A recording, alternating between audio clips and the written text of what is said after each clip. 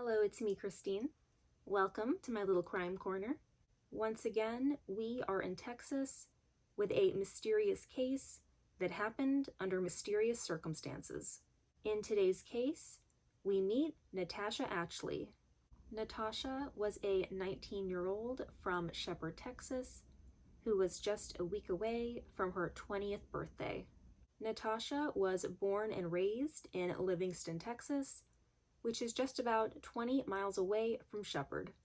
When she was a senior in high school, she moved once again, this time to Odessa, Texas, to live with her grandparents. After graduating from Odessa Perryman High School, she then moved to College Station, Texas, where she got an apartment that she shared with several roommates. Natasha was very popular and very much loved by her group of friends. Although she lived more than 2 hours away from her hometown, she always made a point to check in and keep in contact with her family, and she would come to visit when she could. On Saturday, May 2nd, 1992, she attended a birthday party for one of her friends. She had a great night out, and everyone at the party had a wonderful time. She had gotten a ride from one of her friends to the party, but ended up leaving alone sometime after 3 a.m. That was the last time anyone had seen her. Her family had become very concerned when she didn't come back home, as she was expected back, and they didn't have any indication that she planned to stay elsewhere, such as a friend's house. Natasha's mother, Karen, had expected to see her that morning, as it was Mother's Day, and Natasha had told her several days prior that she would be stopping by. Because Natasha and her car were still unaccounted for, her mother then called police to report her missing. Around 10 a.m. the next morning, the San Jacinto County Sheriff's Office had gotten a call from a man who said there was a burned-out Chevy Camaro on the dirt road behind his home. When police went to investigate, they had assumed that the car was possibly stolen or might have been dumped by its owner as part of an insurance scam. Police did know that Natasha had driven a Chevy Camaro, but they weren't sure if this car had any connection to her or her disappearance. Upon further investigation, they discovered that the car was just 1 mile away from where the birthday party had been held the night before. The car was then towed to an impound lot to be held until they got the okay to check it for evidence. A short while later, investigators got the okay and began sweeping through the car. It was soon discovered that the car belonged to Natasha. Karen was then called by police, letting her know that her daughter's car had been found in San Jacinto County, seemingly abandoned. She left her home immediately and went straight to the impound lot. As soon as Karen saw the car in the state that it was in, she knew something horrible had happened. After seeing some of Natasha's jewelry on the dashboard, she began crying hysterically. In the back of the car, she then saw what appeared to be a human skull and just broke down. Interestingly, police didn't even notice the skull until Karen had pointed it out, which is equal parts shocking and horrifying. Natasha's brother Chad had described how after Karen had made this traumatizing discovery, it just broke her. From that moment on, she changed. Her mind was always concentrating on Natasha. It shook the family up. Testing concluded that this skull did in fact belong to Natasha.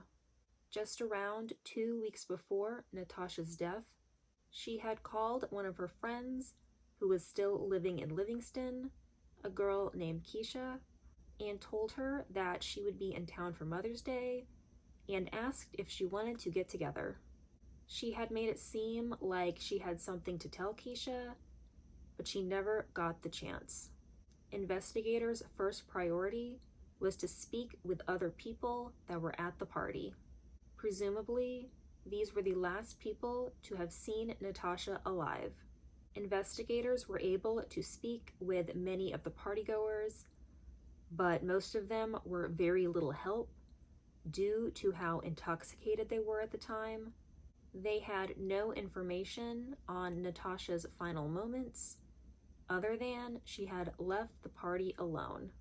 No one had any idea who would want to hurt Natasha. Police officers then returned to the scene where her car was found, specifically to see if anything had been left behind and to find potential clues.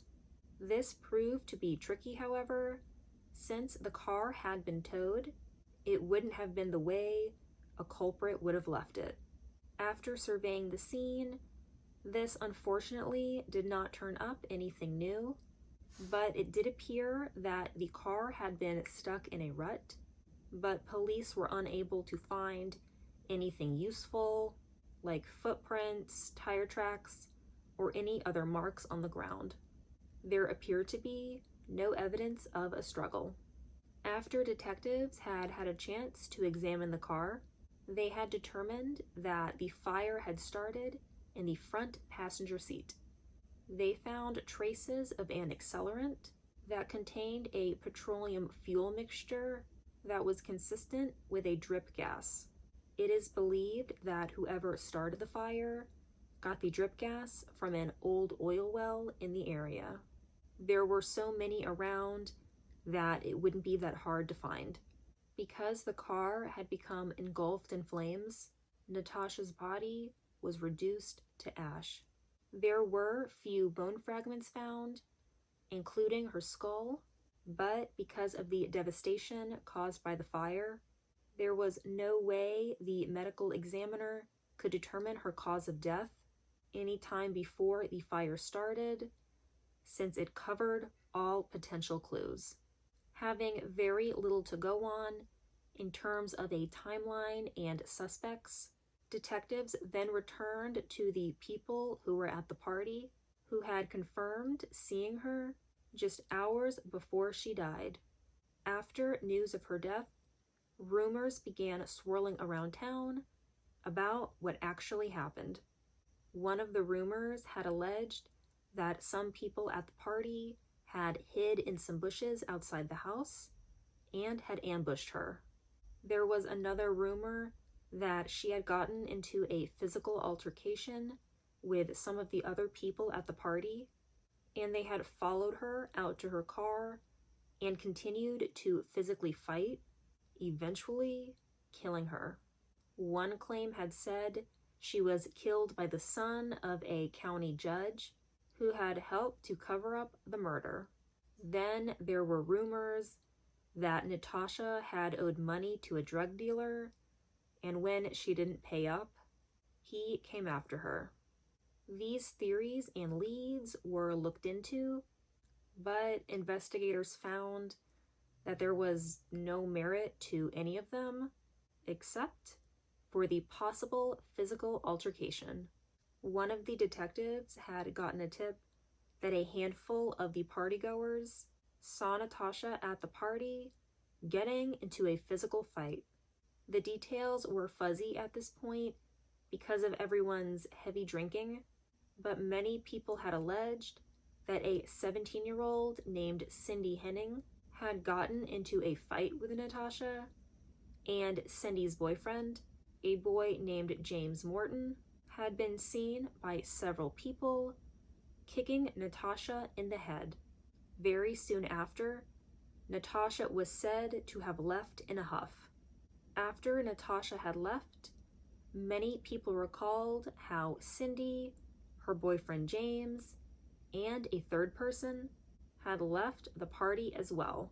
The idea that Natasha was followed and attacked was looking like a reasonable possibility at this point. Following several people's account of this, police then arrested Cindy and James, and while they were being held at the police station, several witnesses who had initially claimed that they saw the trio engaged in a fight had decided to retract their statements. Cindy and James were then released.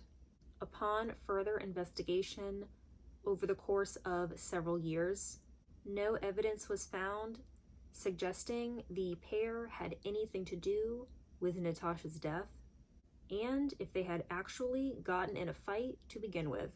Everyone being intoxicated, and stories get scrambled, and one person says, "Hey, did you see Natasha and Cindy fighting?" And they say, "No, I didn't see anything." And when police asked if anything happened, someone might be like, "Oh yeah, Cindy and Natasha fought," just going in a circle with no concrete clues. In an effort to work quickly after this series of dead ends, investigators began obtaining search warrants to look in homes and vehicles of Natasha's known associates. Nothing of use had turned up in these searches. Appeal after appeal had been made to the public, and still no one had come forward with any new leads. The case was stalling, and unfortunately, it was looking as if it would go cold. Years went by, and still no relevant clues emerged. Even though they really had nothing, investigators felt strongly that the killer was somebody else at the party. Every now and then, an officer would flip through her case file, hoping they would stumble upon something that might have been missed. Many flip-throughs later, this unfortunately yielded nothing new. They never had enough evidence or information to identify a suspect, let alone to charge anyone. The more time went on, as you can imagine, the harder it was on Natasha's family and friends.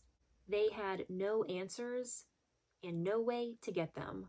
But Karen continued to keep her name and her face in the media.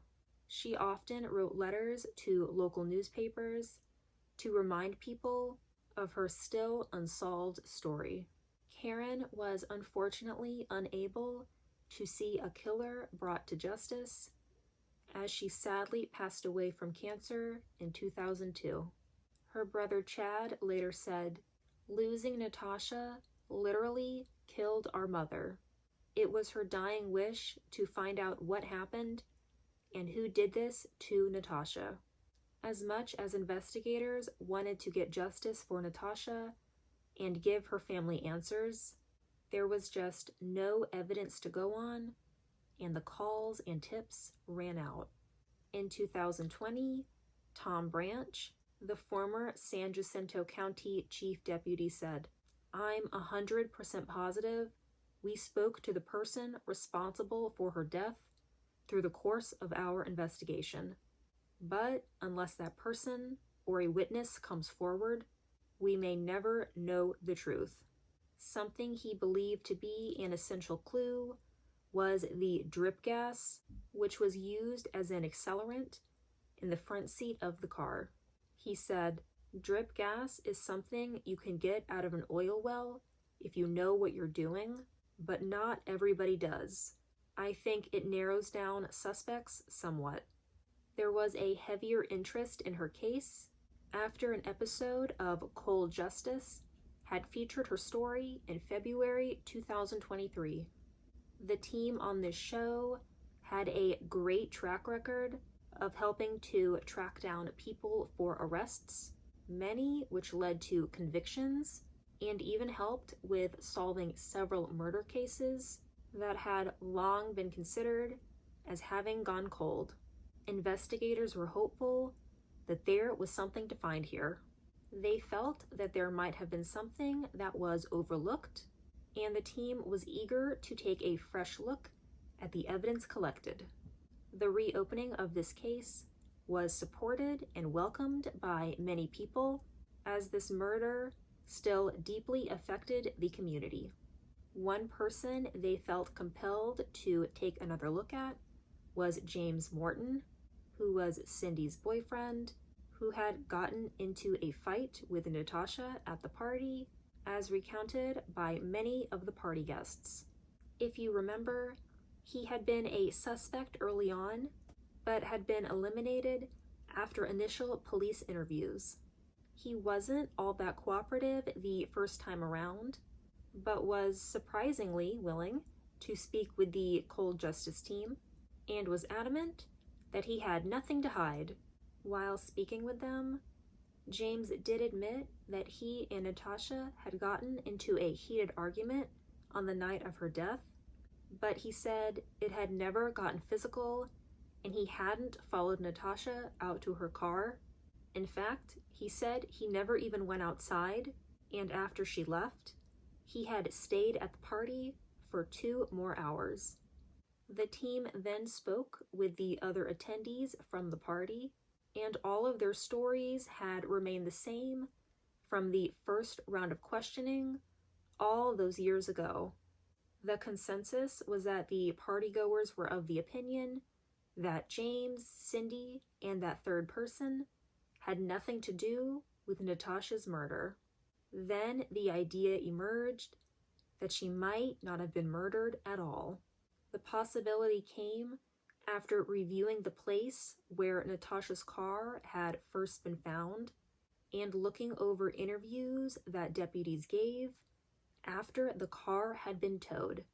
They had discovered that before the car's fire, it had been stuck in the mud on that dirt road. There was evidence that whoever was driving the car had revved the engine and floored it in an attempt to free the car from the mud, but this only caused the car to become further stuck in the mud as the back tires spun.